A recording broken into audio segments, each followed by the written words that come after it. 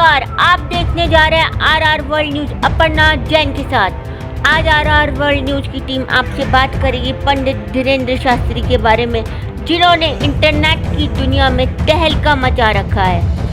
आजकल social media पर जो एक सन्यासी छाया हुआ है वो है महाराज ग्रेजुएट कृष्ण शास्त्री।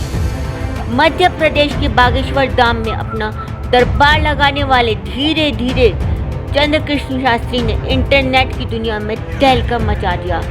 लाखों लोग उनके भक्त हैं और उनके शेयर के साथ वीडियो देख रहे हैं।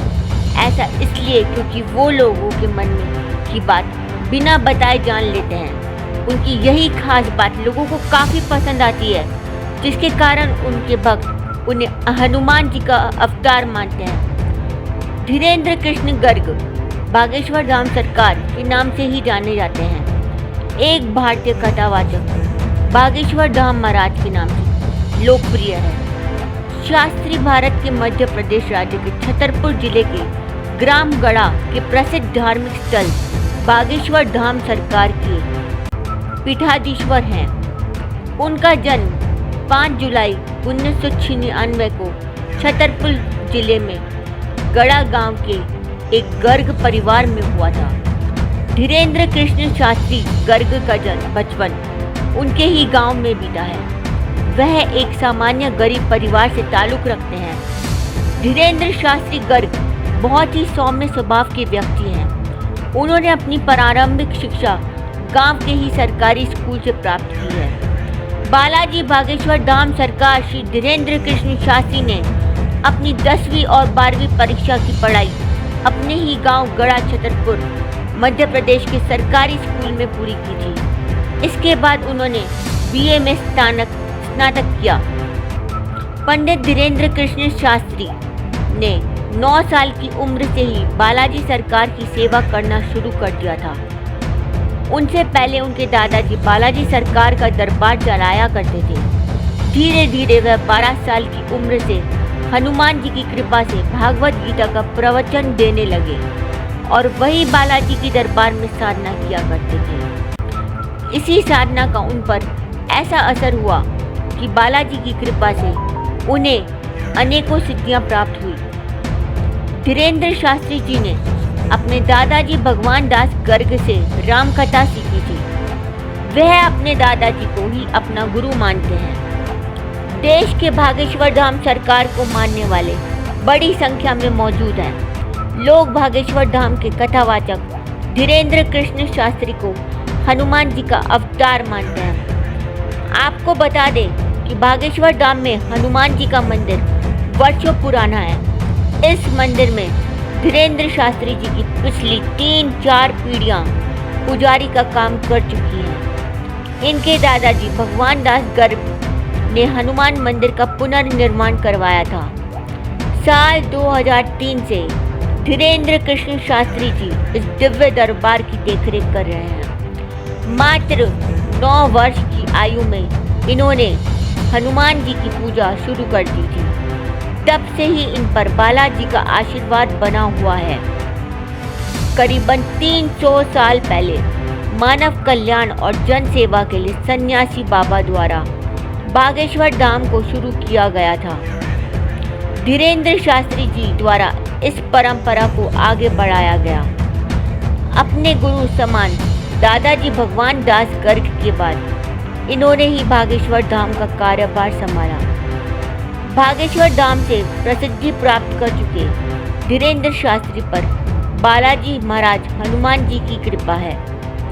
इनकी शरण में जो भी व्यक्ति आता है उसकी समस्या का समाधान बालाजी के परम भक्त बागेश्वर धाम सरकार द्वारा कर लिया जाता है। इस धाम में हर मंगलवार और शनिवार को लाखों की संख्या में श्रद्धालुओं की भीड़ दिखाई पड़ती है। पंडित धीरेन्द्र शास्त्री वर्तमान में अविवाहित हैं, परंतु शीघ्र ही इनके विवाह करने का विचार कर रहे हैं। उन्होंने यह भी बताया कि जया किशोरी जी उनकी बहन जैसी हैं तथा उनकी और जया किशोरी जी के विवाह की खबर अफवाह मात्र है। शास्त्री जी महाराज एक पीठाधीश्वर और बागेश्वर धाम सरकार के प्रमुख के रूप में सेवा कर रहे हैं। जो मध्य प्रदेश के छतरपुर जिले के गढ़ा गांव में भगवान हनुमान को समर्पित एक हिंदू तीर्थ स्थल है। धाम के मुख्य देवता स्वयंभू माने जाते हैं। शास्त्री जी एक दिव्य दरबार का आयोजन करते हैं,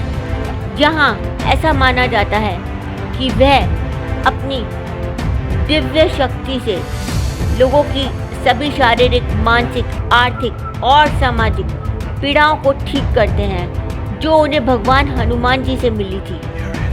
एक साक्षात्कार में शास्त्री जी ने बताया कि वे अपने दादा और पिता के बाद धाम के प्रमुख के रूप में सेवा करने वाली तीसरी पीढ़ी हैं।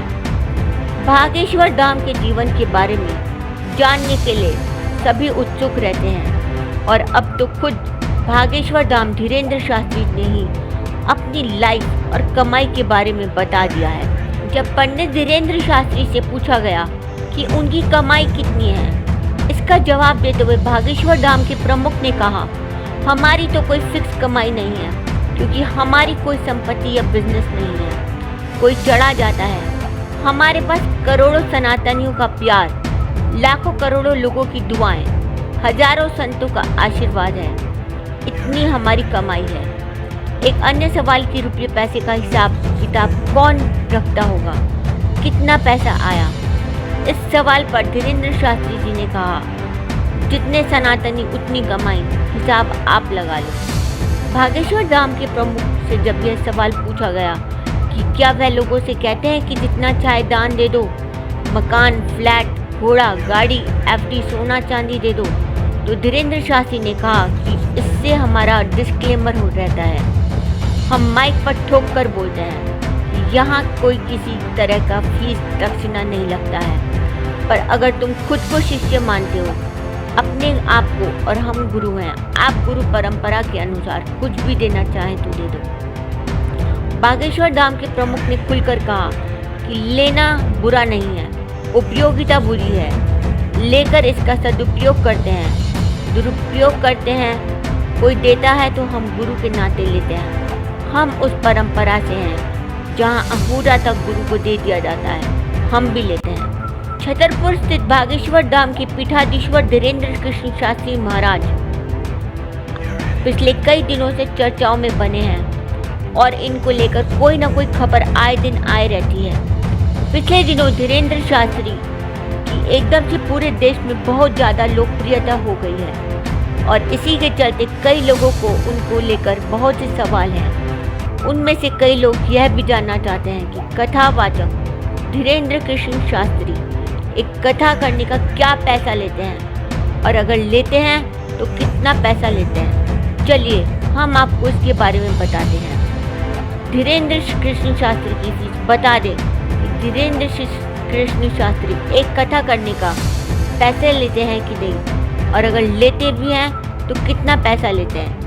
इसकी जानकारी सटीक और आधिकारिक रूप से नहीं है। अलग अलग वेबसाइट पर अलग अलग जानकारी है।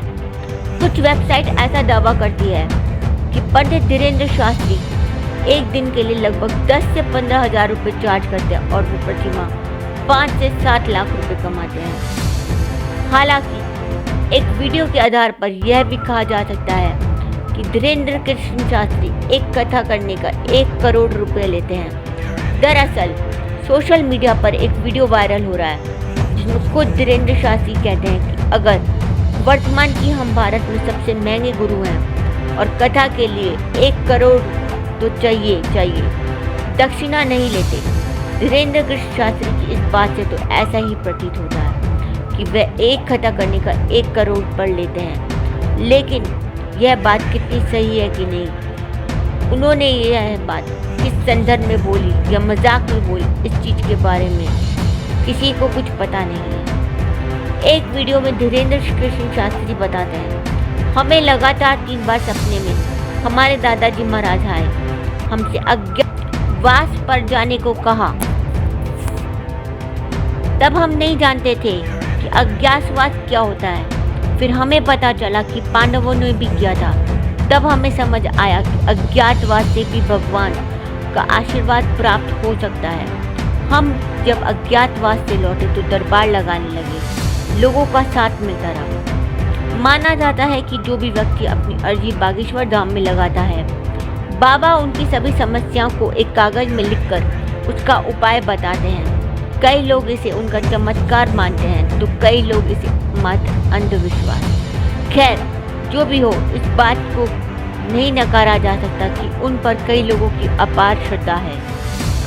वह उस समय सुर्खियों में आए जब नागपुर की अखिल भारतीय अंधश्रद्धा निर्मूलन समिति के श्याम मानव नाम के एक व्यक्ति ने उन्हें दिव्य दरबार में चुनौती दी और उनकी आध्यात्मिक शक्तियों पर सवाल उठाया। मानव ने शास्त्री पर अंधविश्वास को बढ़ावा देने का भी आरोप लगाया। सब मीडिया में विवाद शुरू हुआ तो शास्त्री ने मानव को अपने दिव्य दरबार में आमंत्रित किया और वह जो भी जानना चाहते हैं उनसे पूछने के लिए कहा। प्रमुख हिंदू नेताओं का भी समर्थन मिला। 20 जनवरी 2023 को लगभग 50,000 लोग उनके दिव्य दरबार में आए। 22 जनवरी 2023 को कई हिंदू संगठनों ने बागेश्वर धाम सरकार के प्रमुख पुजारी शास्त्री के समर्थन में वर्तमान में मध्य प्रदेश के छतरपुर जिले में एक हिंदू तीर्थ स्थल बागेश्वर धाम सरकार के पीठाधीश्वर और प्रमुख रूप में सेवा कर रहे हैं। शास्त्री को रामचरितमानस और शिव पुराण के उपदेश के लिए जाना जाता है। ऐसी मान्यता है कि इनके पास साधना द्वारा प्राप्त की गई कुछ दिव्य शक्तियां हैं, इसलिए अनुयायी इन्हें त्रिकालदर्शी भी मानते हैं। उन्होंने अपने धाम की अन्नपूर्णा रसोई की स्थापना की है, जहां उनके अनुयायियों के लिए भोजन प्रसाद की व्यवस्था की जाती है। धीरेन्द्र शास्त्री गरीब और बेसहारा लड़कियों की शादी का वार्षिक समारोह भी रखते हैं। यह प्राचीन वैदिक अध्ययन और संस्कृत को बढ़ावा देने के लिए एक वैदिक गुरुकुल की स्थापना भी कर रहे हैं। 25 जनवरी 2023 को नागपुर पुलिस ने धीरेन्द्र को नागपुर में उनके सार्वजनिक कार्यक्रमों में अंधविश्वासी गतिविधियों को बढ़ावा देने के लिए आरोप में क्लीन चिट दे दी। पुलिस आयुक्त अमितेश्वर कुमार ने कहा कि शिकायत की जांच और अखिल भारतीय अंधश्रद्धा निर्मूलन समिति के संस्थापक शिकायतकर्ता श्याम मानव द्वारा प्रस्तुत सबूत की जांच के दौरान कुछ ऐसा नहीं पाया गया जो महाराष्ट्र अंधविश्वास कानून के तहत कार्रवाई को आकर्षित कर सके। शास्त्री जगत गुरु राम भद्राचार्य के शिष्य हैं। वह वर्तमान में मध्य प्रदेश के छतरपुर जिले में एक हिंदू तीर्थ स्थल बागेश्वर धाम सरकार के पीठाधीश्वर और प्रमुख के रूप में सेवा कर रहे हैं। कथित तौर पर शास्त्री ने 2021 में एक घर वापसी कार्यक्रम के दौरान ईसाई धर्म में परिवर्तित 300 हिंदू लोगों को वापस हिंदू धर्म में लाए। 25 जनवरी 2023 को मध्य प्रदेश सरकार ने शास्त्री को मिली मौत की धमकी के बाद उनकी सुरक्षा बढ़ा दी।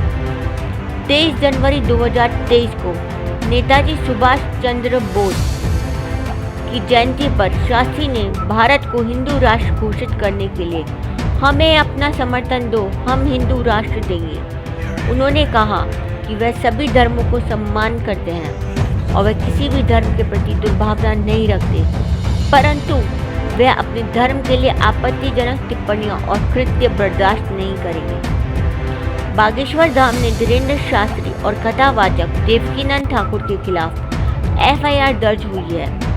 दोनों के ऊपर धार्मिक भावनाएं भड़काने के आरोप लगे हैं। दोनों राजस्थान के उदयपुर में आयोजित एक धर्म सभा में पहुंचे। आरोप है कि इसी दौरान उन्होंने धार्मिक भावनाओं को भड़काने वाले बयान दिया। कथित तौर पर कुंभलगढ़ किले पर लगे हरे झंडों को हटाकर भगवा झंडा फहराने के लिए कहा।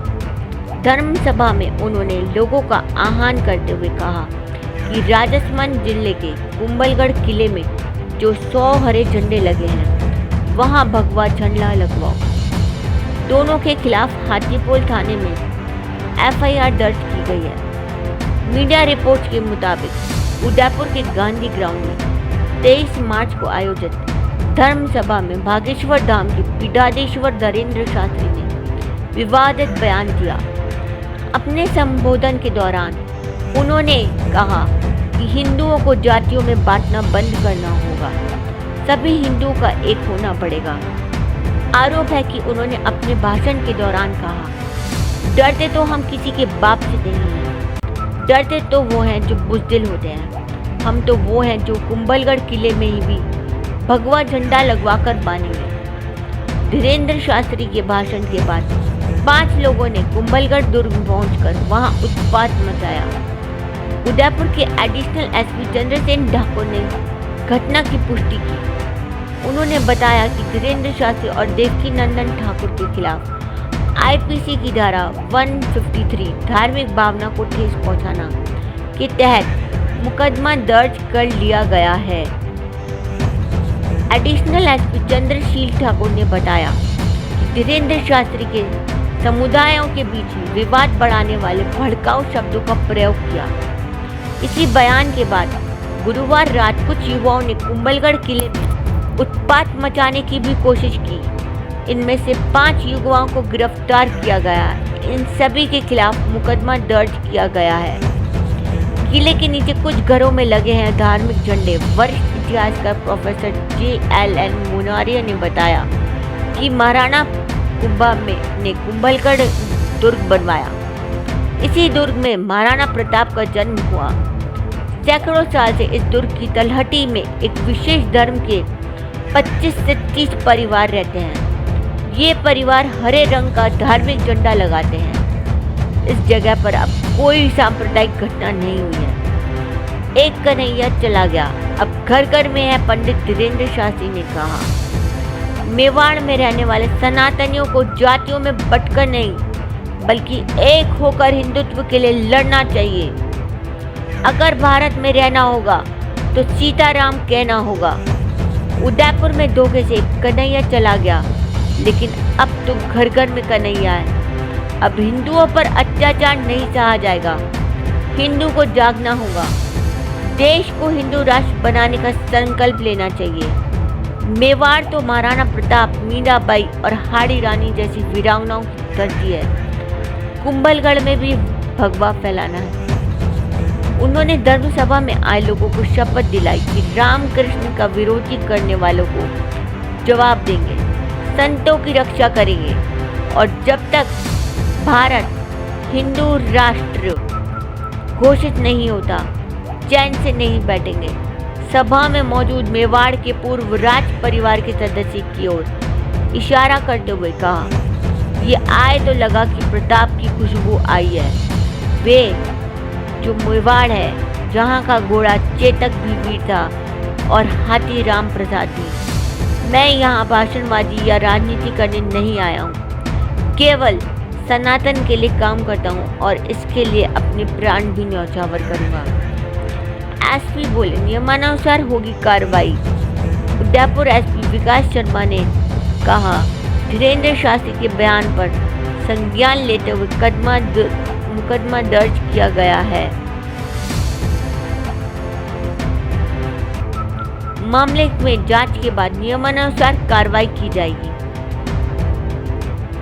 बता दें कि पंडित धीरेन्द्र शास्त्री के खिलाफ आईपीसी की धारा 153A के तहत मुकदमा दर्ज हुआ है। यह धारा धर्म, जाति, भाषा या निवास आदि के आधार पर विभिन्न समूहों के बीच शत्रुता को बढ़ावा देने और सद्भावना बिगाड़ने के मामले में लगाई जाती है। इसमें 3 साल तक की जेल या जुर्माना का दोनों प्रावधान है। परिवर्तित 300 हिंदू लोगों को वापस हिंदू धर्म में लाया गया। 25 जनवरी 2023 को मध्य प्रदेश में सरकार ने शास्त्री को मिली मौत की धमकी के बाद उनकी सुरक्षा बढ़ा दी।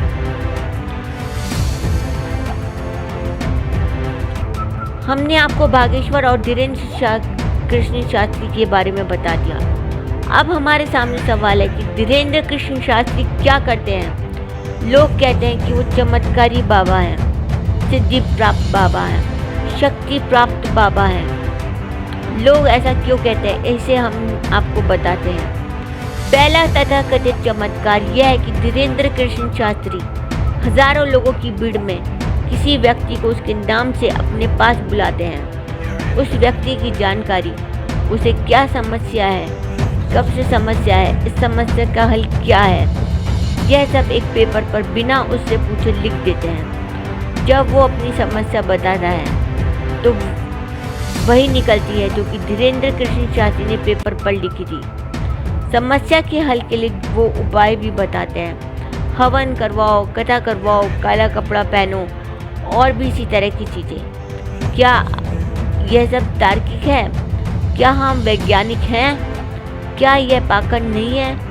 इस पर बात करेंगे, लेकिन इससे पहले जानते हैं कि धीरेन्द्र कृष्ण शास्त्री दूसरा क्या चमत्कार करते हैं। दूसरा चमत्कार कथित रूप से किसी एक व्यक्ति के अंदर कोई जिन, भूत, आत्मा कुछ घुस गया तो उस व्यक्ति को परेशान कर रहा था। बागेश्वर धाम सरकार यानी धीरेन्द्र कृष्ण शास्त्री उस व्यक्ति के अंदर से जिन को भगाते हैं और इस दौरान जिन या भूत जो भी है वो इस शास्त्री से बात करता है। कुछ इसी तरह का है दूसरा कथित चमत्कार। आज के लिए इतना ही। मिलते रहेंगे RR वर्ल्ड न्यूज़ में अपर्णा जैन के साथ। नमस्कार।